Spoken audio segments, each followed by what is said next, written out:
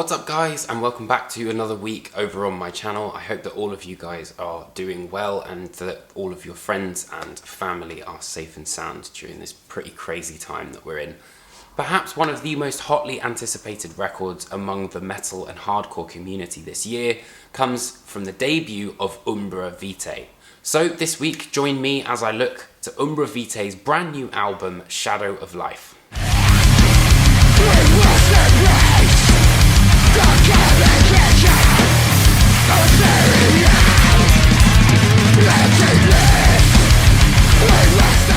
Now, for those who may not necessarily be familiar with some of the members of this band, it is a supergroup, and it consists of John Rice, who is the drummer from Job for a Cowboy, Sean Martin, who is ex-Hatebreed, Mike McKenzie and Greg Weeks, who are from the incredible Red Chord, and rounded off with the craziest frontman ever, Jacob Bannon of Converge.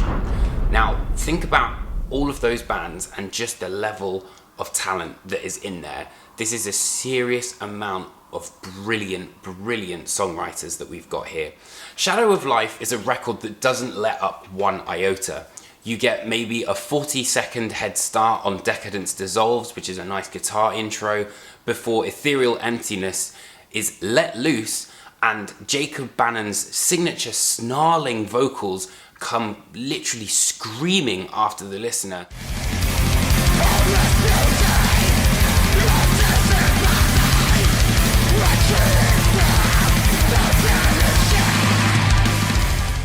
In terms of sound, we're looking at kind of like a grind meets death metal, a little bit of black metal and hardcore, but most importantly, they all have that kind of essence of punk.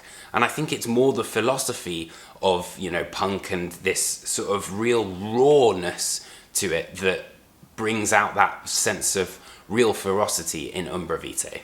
It is testament to just how brilliant they are, given the fact that a song might be 2.5 minutes long, yet in 30 seconds they can move from so many different areas really seamlessly. So I've decided to highlight Return to Zero, and there's a 30-second sort of section of the song where it goes from so many different changes, but they do it so brilliantly. So first off, you've got these blasts from the drums.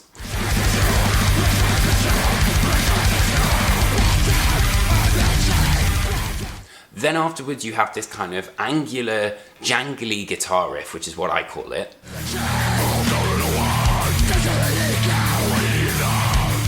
But then it changes again and the groove comes in following that jangliness. And all of this happens in literally 30 seconds, and that's, I think, what is so great about how condensed this album is.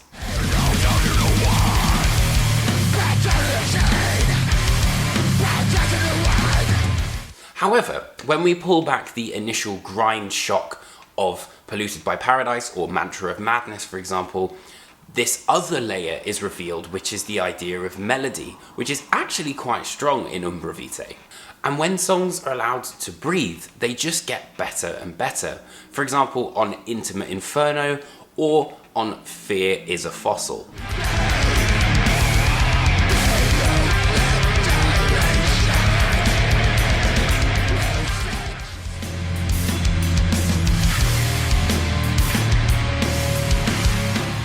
But then there are also really simple things, like, for example, holding a note on Mantra of Madness kind of creates this sort of suspended sense to it.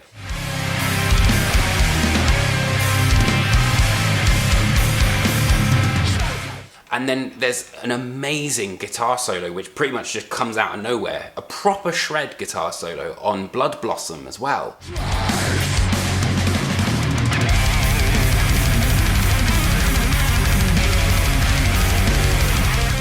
This is an incredibly smart album which feeds on dynamics and devours songwriting and really does pay attention to those details. Did you notice that 8 out of the 10 tracks are all alliterations, for example? It's an absolutely fantastic way to end things, particularly on the final track, Shadow of Life, which starts with these kind of like harrowing screams and then ends with this brilliant guitar harmony that kind of makes you already think, oh my god, where is this band going to go on their next album? And it's the perfect smoking gun.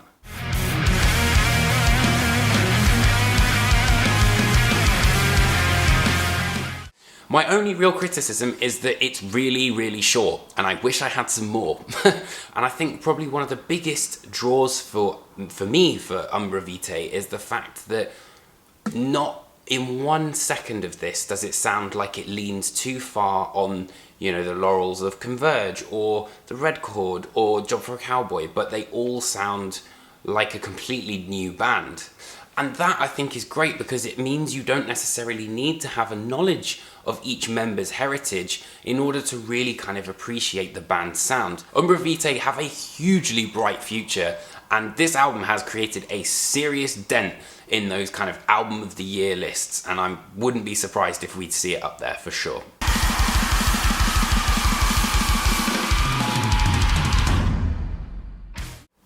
So, Umbra Vitae's brand new album is out now. You can listen to the record underneath me. There's a little link where you can stream it. Thank you so much for watching. I hope you guys enjoyed this video. If you did learn a little bit more about the band, it'd be great if you could hit that like or subscribe button. And also, I've got an Instagram account you can follow me on @TheMetalTris as well. So I hope all of you guys are safe and sound, and I will see you guys very, very soon for another album review. Take care, friends.